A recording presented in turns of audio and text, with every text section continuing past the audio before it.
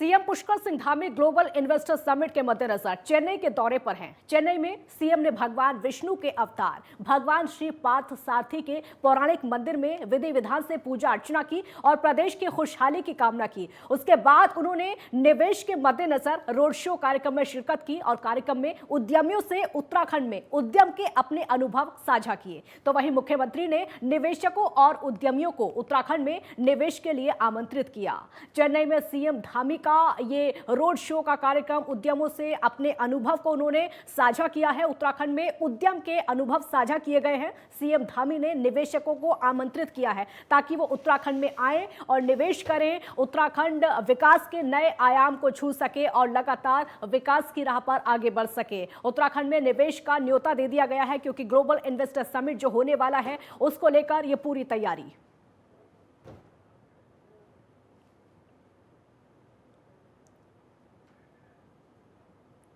दिसंबर को देहरादून में जो फॉरेस्ट रिसर्च इंस्टीट्यूट है उसमें हमारा ये इन्वेस्टर समिट होना है। उस समिट में आप सब जरूर पधारिए और एक बार कम उत्तराखंड, विजिट उत्तराखंड एंड मैं कहूंगा कि इन्वेस्ट इन उत्तराखंड। और क्यों करें, आप केवल उत्तराखंड में इन्वेस्ट क्यों करें? मेरे से पहले बोलने वाले बहुगुणा जी ने बताया, हमारे सतपाल महाराज जी ने बताया, श्री मीनाक्षी सुंदरम जी ने बताया कि उत्तराखंड में देखिए एक तो कानून व्यवस्था बहुत अच्छी है और बहुत बार बहुत लोगों को कंफ्यूजन है। मैं कल यहां जब पहुंचा तो इससे पहले जो ये आज रोड शो हमारा चेन्नई में हो रहा है, चेन्नई रोड शो से पहले हम इंग्लैंड में भी गए, लंदन में रोड शो हुआ, बर्मिंघम में रोड शो हुआ, दुबई और अबू धाबी और दिल्ली में पहले हो चुका है।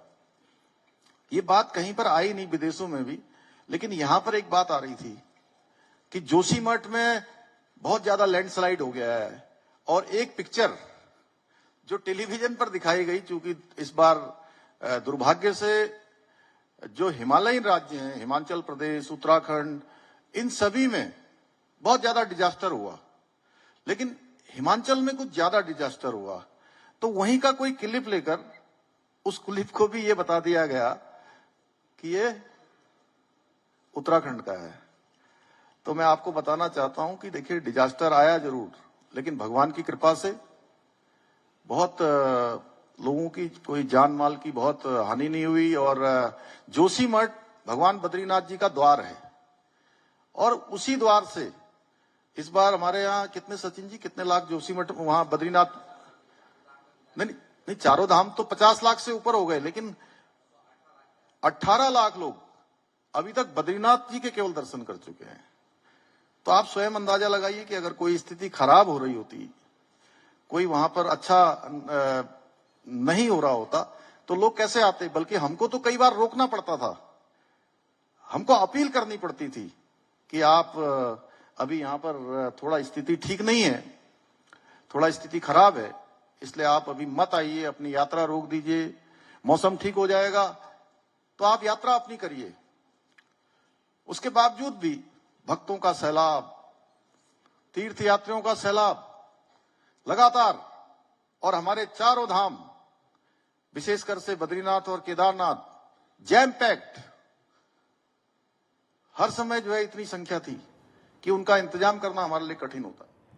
जमरानी बांध को केंद्रीय कैबिनेट की मंजूरी मिलने के बाद उत्तराखंड में खुशी की लहर है। मुख्यमंत्री पुष्कर सिंह धामी के साथ साथ बीजेपी ने मंजूरी मिलने पर खुशी जाहिर की है और वहीं कैबिनेट मंत्री प्रेमचंद अग्रवाल ने भी जमरानी बांध के लिए केंद्र सरकार का आभार जताया। उन्होंने कहा कि जमरानी बांध से हल्द्वानी में पेयजल और सिंचाई की समस्या का समाधान होने के साथ ही बिजली की किल्लत भी दूर होगी।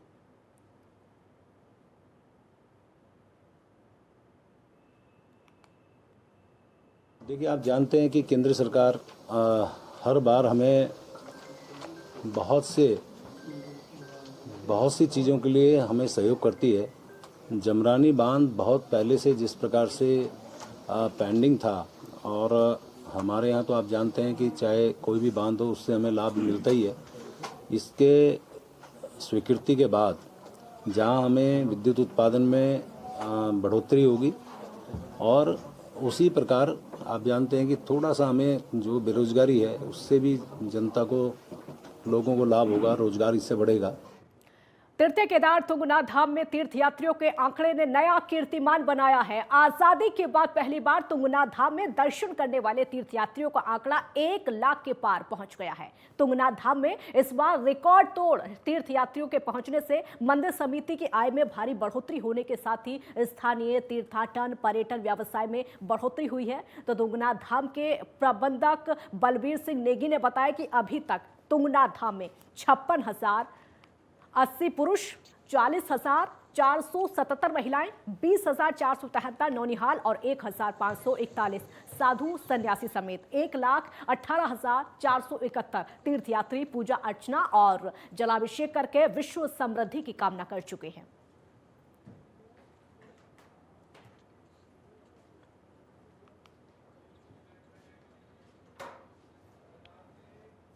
चमोली जिला मुख्यालय गोपेश्वर के गोपीनाथ मंदिर के सेरा में 7 दिवसीय शिल्प एवं बुनाई महोत्सव शुरू हो गया है और इसका उद्घाटन मुख्य विकास अधिकारी चमोली डॉक्टर ललित नारायण मिश्र ने किया है। और इस शिल्प प्रदर्शनी में गढ़वाल के 7 जिलों के शिल्पी अपनी कला का प्रदर्शन करेंगे। भारत सरकार के वस्त्र मंत्रालय के विकास आयुक्त हस्तशिल्प देहरादून के तत्वाधान में आयोजित महोत्सव का उद्घाटन करते हुए सीडीओ ने कहा कि इस तरह के महोत्सव से हस्तशिल्पियों को एक दूसरे जिलों की कलाओं को देखने और उनसे सीखने का मौका मिलता है। आगामी दिनों में हस्तशिल्पियों की कलाओं को आगे बढ़ाने के लिए प्रशिक्षण की व्यवस्था की जाएगी।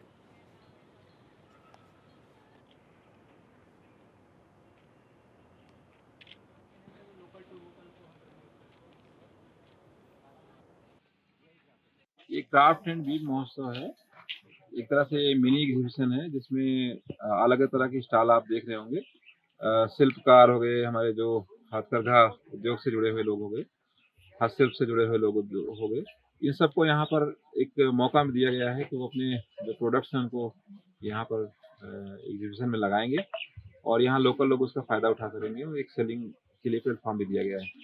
साथ में ये भी एक रहेगा कि इनकी जो समस्याएं आ रही हैं, इनकी जो प्रॉब्लम्स आ रही हैं, उसको किस तरह से सॉर्ट आउट किया जाए। मैं हैंडीक्राफ्ट में काम करता हूँ बंगाल का और दुश्मन चमोली का रहने वाला है। और मेरा जो है ये कार्यक्रम काफ़ी आगे से हैंडीक्राफ्ट का ये भारत सरकार ने वस्त्र मंत्रालय से जो है सहयोग मिला है, लोगों को यहाँ पे स्टॉल लगाने का मौका मिला है। विभाग से मदद तो हो रही है सर। अब लगा रखे हमने एक बीच हमारे गाँव में ट्रेनिंग प्रोग्राम चलाया गया, जिससे जो अभी जो हल्के फुल्के कारीगर है वो भी हम इसको आगे कराना चाहते हैं। रुड़की में स्वर्गीय राजेंद्र पहलवान कुश्ती अखाड़े की खिलाड़ी अंशिका ने 58 किलो भार वर्ग में नेशनल कुश्ती प्रतियोगिता में मेडल जीतकर अखाड़े के साथ साथ क्षेत्र और प्रदेश का नाम रोशन कर दिया है। कांस्य पदक मिलने पर हरिद्वार के पूर्व सांसद राजेंद्र बाड़ी और व्यापार मंडल के अध्यक्ष अरविंद कश्यप ने उनको सम्मानित किया है।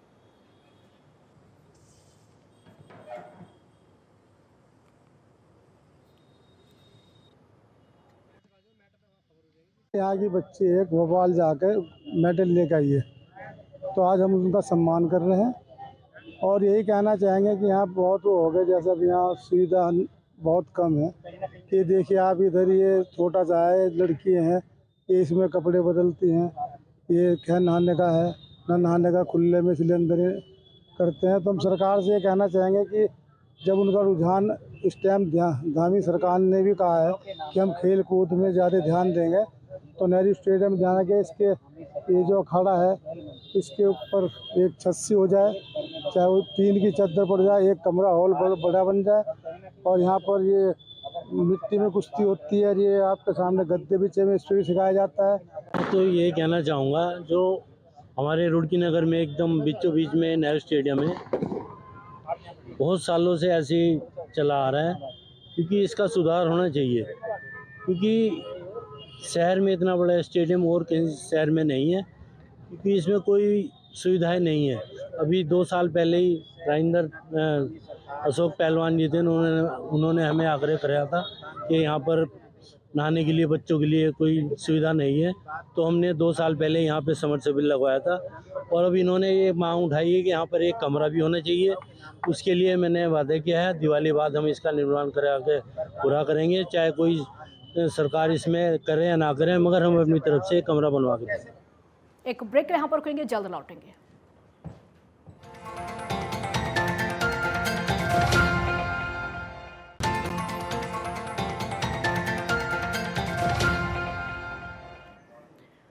ब्रेक के बाद एक बार फिर स्वागत है आपका। बागेश्वर के बद्री दत्त पांडे कैंपस में समस्याओं का समाधान नहीं होने पर एनएसयूआई ने कड़ी आपत्ति जताई है। नाराज कार्यकर्ताओं ने विरोध में कैंपस में तालाबंदी कर दी और अनिश्चितकालीन धरना शुरू कर दिया। छात्र छात्राओं का कहना है कि उनके द्वारा लंबे समय से कैंपस की समस्याओं का जो निदान है उसकी मांग की जा रही है, लेकिन कैंपस विभाग द्वारा किसी भी समस्या का समाधान नहीं किया गया। साथ ही ये भी कहा कि कैंपस में राजनीतिक विज्ञान के प्रोफेसर समेत सफाई कर्मचारी तक नहीं है और कैंपस में कई समस्याएं हैं जिनका समाधान नहीं किया गया तो उग्र आंदोलन किया जाएगा।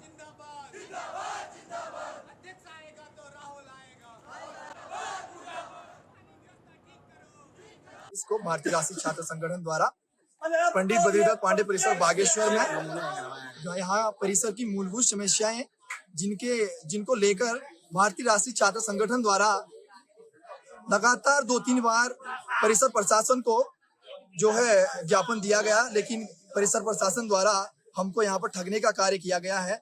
अभी तक उन समस्याओं का कोई निवारण नहीं हुआ है। जैसे हमारी समस्याएं हैं, एक सब्जेक्ट है राजनीतिक विज्ञान, उसमें अभी तक वो पद 1 साल से रिक्त पड़ा हुआ है, उसमें कोई भी टीचर उपलब्ध नहीं है। और दूसरी जो हमारी समस्याएं हैं वो है यहाँ की जो बाथरूम है, टॉयलेट है, उनकी दुर्दशा इतनी खत्म हो चुकी है। यहाँ पर एक सफाई कर्मचारी भी यहाँ पर अवेलेबल नहीं है, जिस कारण जो अगल बगल जो कक्षाएं संचालित होती है वहाँ पर बदबू के मारे छात्र छात्राएं वहाँ पर बैठ भी नहीं पा रहे हैं, अपनी कक्षाओं को संचालित नहीं कर पा रहे हैं। जो तीसरी हमारी समस्या है वो समस्या है यहाँ परिसर में जो है छात्र छात्राएं लगभग यहाँ पर 8 बजे यहाँ पर उपस्थित हो जाते परिसर में, लेकिन यहाँ पर क्लास पूर्ण रूप से संचालित नहीं हो पा रही है।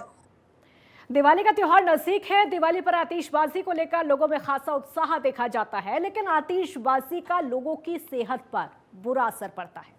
ऐसे में दून अस्पताल के सीएमएस अनुराग अग्रवाल ने बीपी, शुगर और दिल के मरीजों को सावधानी बरतने की सलाह दे दी है।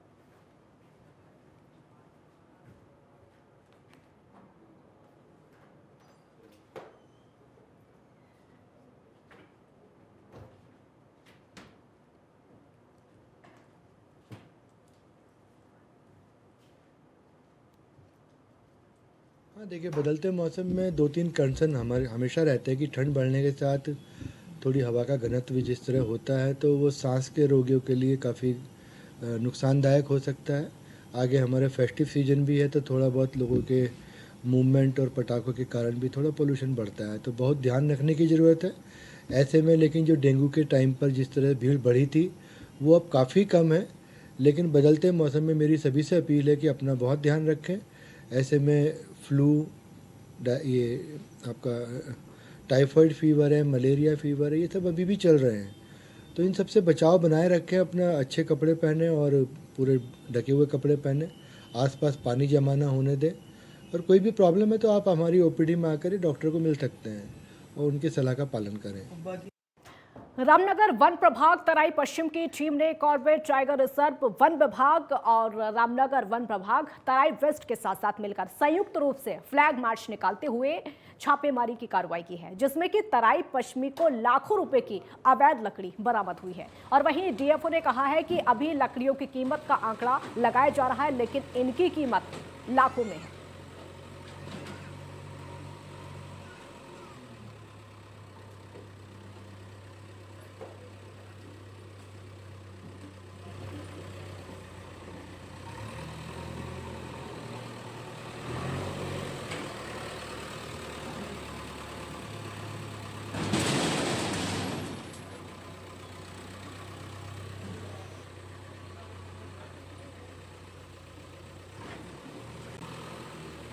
देखिए, जो उधम सिंह नगर हमारा अवैध पातन की दृष्टि से बहुत ही संवेदनशील क्षेत्र है। बार बार यहाँ से अवैध पातन की शिकायतें प्राप्त हो रही थी, तो उसी के क्रम में और ये पता चल रहा था कि ये अवैध पातन जंगलों में करके ये लोग जो है आसपास के उधम सिंह नगर के आसपास के क्षेत्रों में इन लोगों द्वारा टाल बना करके जो है वो उस लकड़ी की वहाँ बिक्री की जाती है। तो उसी सूचना को आधार मानते हुए हमने पूरे तराई वेस्ट की डिवीजन की पूरी सारी टीमों, सभी वन क्षेत्राधिकारियों और रामनगर वन प्रभाग, कॉर्बेट टाइगर रिजर्व और वन निगम की पूरी एक संयुक्त टीम के द्वारा बना करके हमारे जो प्रभागीय वनाधिकारी हैं उनके नेतृत्व में एक छापा मारा गया, जिससे कि जैसे कि उनमें जो अवैध पातन करने वाले हैं और ये चोरी का माल बेचने वाले हैं, इनमें एक भय का माहौल हो और ये कानून का जो है एक राज उस पर कायम हो। इसलिए इस कार्रवाई को करने का मुख्य उद्देश्य ये था कि जिससे कि जो लोग जो है दोबारा से इस तरह की हरकतें ना करें। आखिरकार जिस परियोजना को लेकर केंद्र और राज्य सरकार के बीच में लंबे समय से बातचीत चल रही थी, उस परियोजना को आज केंद्र से मंजूरी मिल गई है। यह परियोजना जमरानी बांध परियोजना है, जो कुमाऊं के लिहाज से काफी अहम है और इस परियोजना के निर्माण का रास्ता साफ होने से हल्द्वानी और आसपास के क्षेत्रों में पेयजल एवं सिंचाई की समस्या का हल होगा।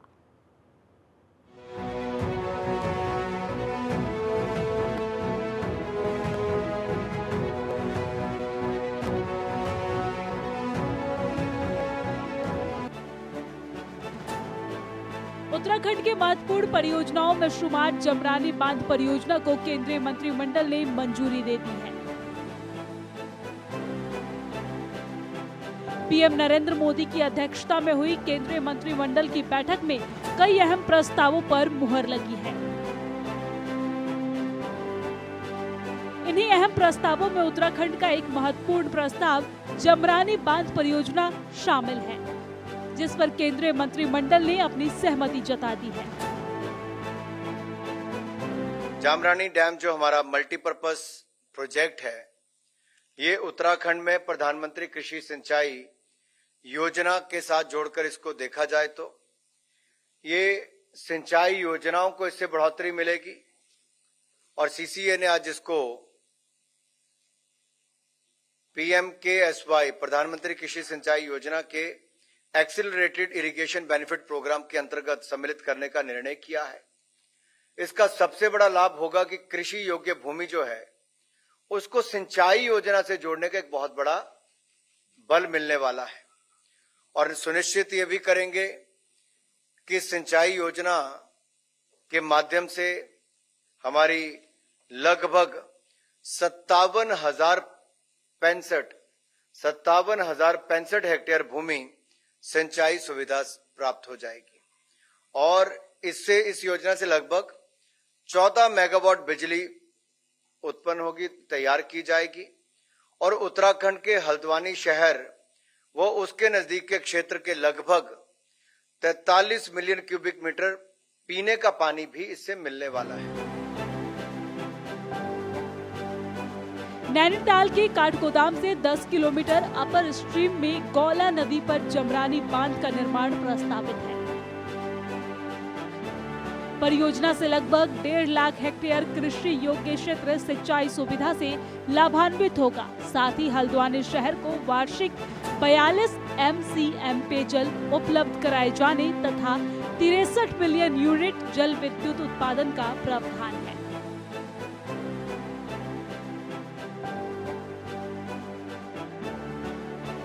मुख्यमंत्री पुष्कर सिंह धामी समेत उत्तराखंड से राज्यसभा सांसद नरेश बंसल ने जमरानी बांध को मंजूरी देने के लिए केंद्र सरकार का आभार जताया है।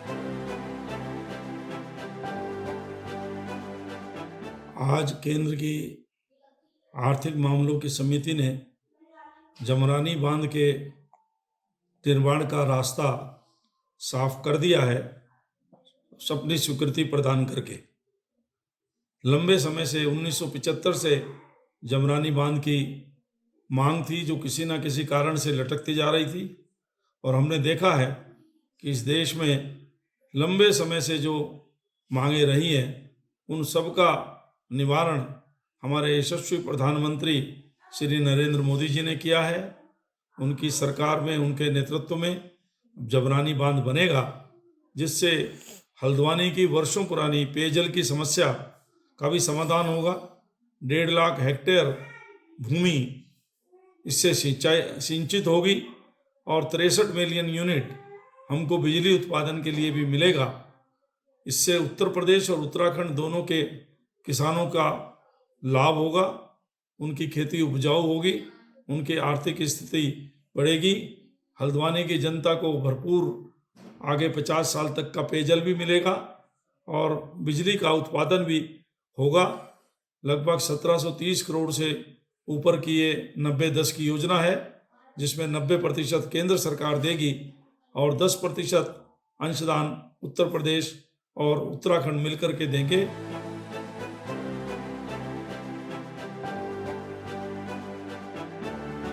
वही जमरानी बांध परियोजना निर्माण की कुल लागत में से 90% हिस्से के रूप में भारत सरकार की ओर से 1730.20 करोड़ की स्वीकृति PMKSY के तहत दिया जाएगा, जबकि 10% हिस्सा उत्तराखंड और उत्तर प्रदेश सरकार के बीच MOU के अनुसार वहन किया जाएगा।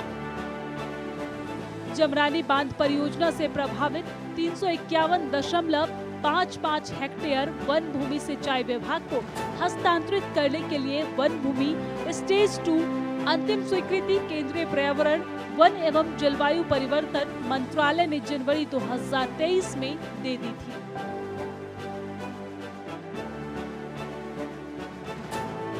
बीजेपी की डबल इंजन सरकार लगातार उत्तराखंड के विकास में लगातार काम कर रही है। जमरानी बांध परियोजना का उत्तराखंड को बरसों से इंतजार था। उम्मीद की जा सकती है कि समय सीमा के भीतर जमरानी बांध का काम पूरा होगा और उत्तराखंड विकास की राह में आगे बढ़ेगा। Desk report, network 10।